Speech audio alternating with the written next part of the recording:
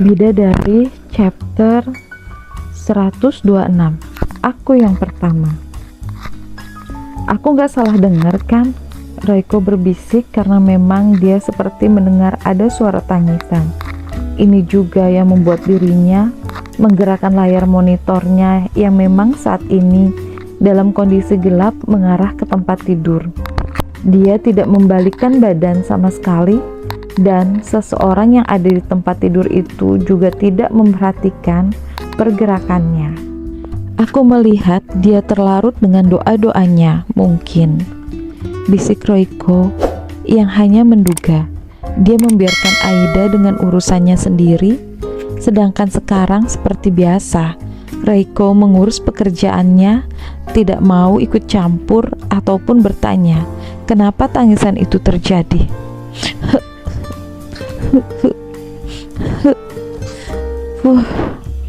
Berarti benar yang dia katakan kalau dia selalu bangun jam segini untuk berdoa. Tapi sayang, di saat Reiko sedang berusaha untuk fokus bekerja, suara sesegukan itu memang terdengar lagi di telinganya.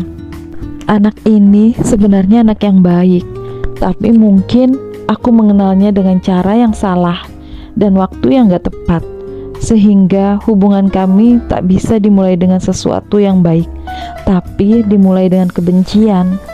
Reiko berbisik sambil berusaha fokus, masih tetap tak ingin ikut campur.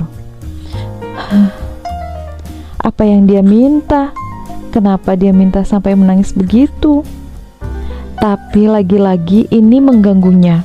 Suara sesegukan lebih kencang karena Aida semakin terhanyut dalam doanya. Dia kadang kalau sudah seperti ini memang melupakan dirinya ada di mana. Terbebas dariku. Aku pun juga tidak menginginkan ini. Reiko tak tahu, tapi tak mau juga dia berlarut. Hanya saja tiba-tiba Reiko teringat sesuatu. Tuhanku yang Maha Kaya akan menyiapkan untuk saya seorang pria yang bersih, suci, masih bercakap, dan mencintai saya bukan karena fisik saya. Karena saya wanita baik-baik, maka jodoh saya adalah pria baik-baik, bukan pezina. Itu adalah kata-kata Aida yang terlontar dari bibirnya kemarin saat dia bicara dengan Reiko. Entah kenapa ini mengganggu Reiko tiba-tiba.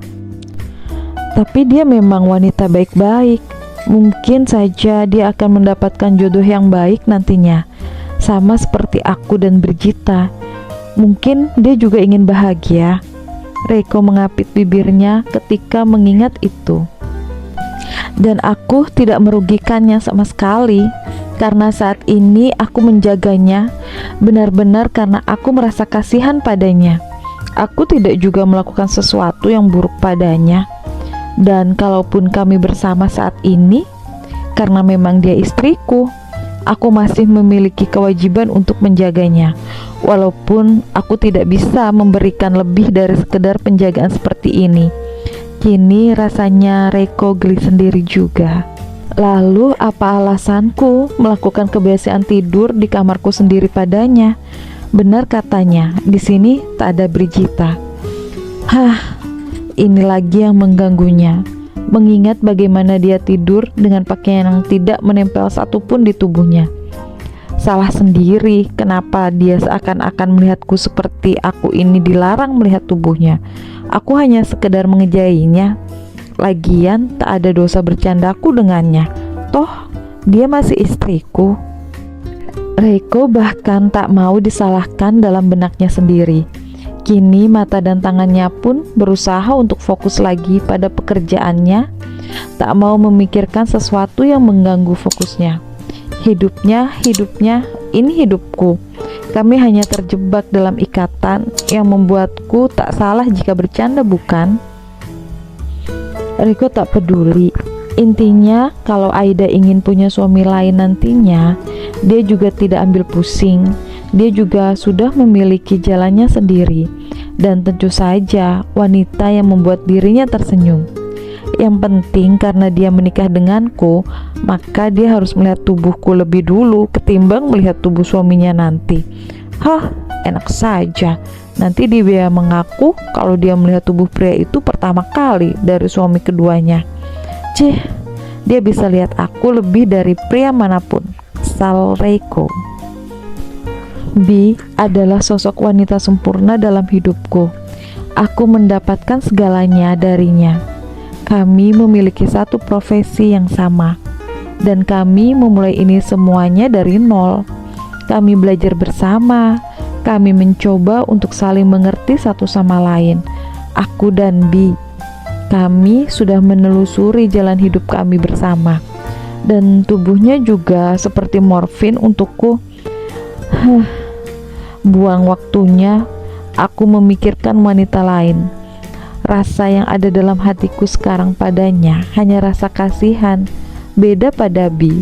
Jelas hati Reiko lagi yang kini sudah menutup berkasnya, dan dia fokus pada berkas yang lainnya lagi.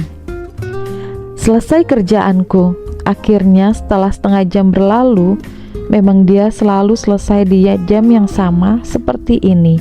Dan kembali Reiko membunyikan lehernya di saat yang bersamaan dia mendengar sesuatu.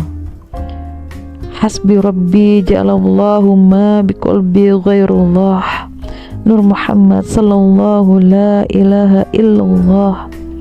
Apa yang dia senandungkan dan kenapa harus menangis?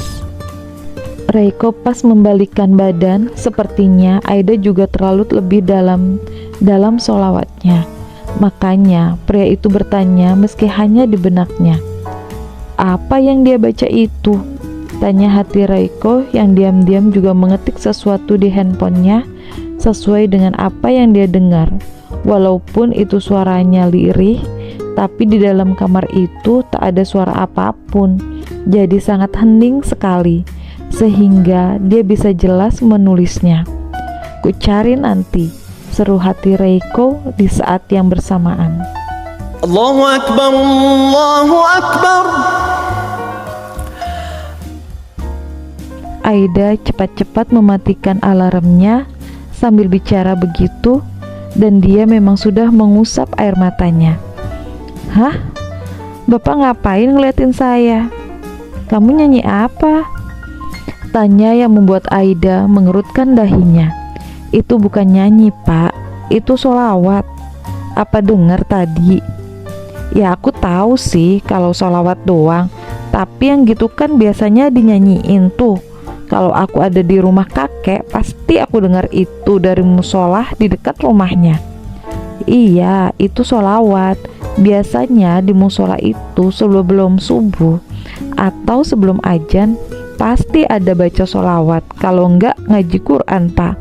Tergantung sih mereka pemahamannya gimana. Iya, pokoknya tadi kamu nyanyiin itu buat apa? Lagi-lagi kata-kata yang membuat Aida mengerutkan dahinya. Bapak agamanya apa sih? Pakai nanya lagi, ucap Reiko yang sudah berjalan mendekat pada Aida, yang menghempaskan nafas sambil geleng-geleng kepala. Bapak, kalau saya boleh sarankan ke Bapak, lebih baik Bapak perbanyak deh baca sholawat. Buat apa? Tanya Reiko yang masih berdiri dan menaruh kedua tangannya di saku celananya. Aida memutar bola matanya gemas sebelum bicara. Bapak tuh banyak dosanya. Dosa zina itu salah satu dosa besar yang tidak diampuni kecuali orang itu benar-benar bertobat kali. Wallahu alam. Tapi yang pasti Aida belum melanjutkan bicaranya, tapi dia diam dulu sejenak. Yang pasti apa? Nabi kita tuh bisa ngasih syafaat buat kaumnya dan pengikutnya yang banyak dosa. Jadi karena Bapak banyak dosa, mendingan Bapak banyak-banyak sholawat. Dengan begitu mungkin saja Bapak bisa dikenalin dan ditolong biar nggak lama-lama di neraka. Hah? Dibilangin. Aida mencebik karena tadi Reiko justru melengos. Nih Pak, dulu ada cerita ayah dari Sofyan As-Sauri yang jatuh sakit dan meninggal dengan wajah yang menghitam sepulang mereka berhaji. Terus anaknya sedih gitu deh. Dia nangisin bapaknya sampai ketiduran. Abis itu di mimpinya datang tuh ada cowok ganteng banget, sumpah gantengnya banget. Emang kamu lihat itu cowok? Kata Reiko sambil tolak pinggang, padahal tadinya tangannya ada di saku celana. Lah, emang ganteng pak, tinggi, putih, ganteng, rambutnya sebahu. Udah gitu ditambah lagi dia tuh wangi banget pak.